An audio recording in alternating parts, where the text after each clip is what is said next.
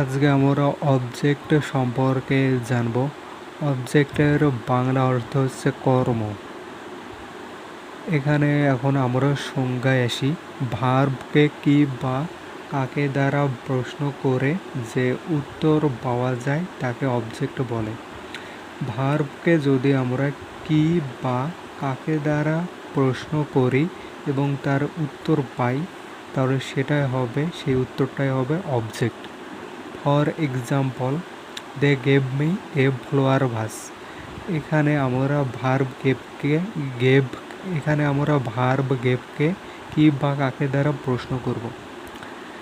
তাহলে কি দিয়েছিল? এ ফ্লোয়ার ভাস। তাহলে এ ফ্লোয়ার ভাস হচ্ছে একটা অবজেক্ট। আবার কাকে দ্বারা এখন প্রশ্ন করব, কাকে দিয়েছিল? উত্তর হবে মি, আমাকে দিয়েছিল। তাহলে মিটা হচ্ছে একটা অবজেক্ট।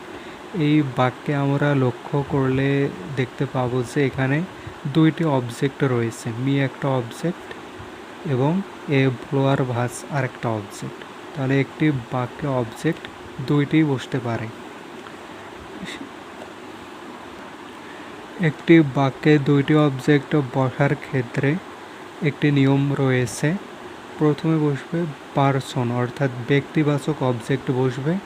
পরে বসবে থিং বা ফ্যাক্ট, বিষয় বা বস্তুবাচক অবজেক্ট। তাহলে প্রথমে বসবে ব্যক্তিবাচক অবজেক্ট, পরবর্তীতে বসবে বিষয় বা বস্তুবাচক অবজেক্ট।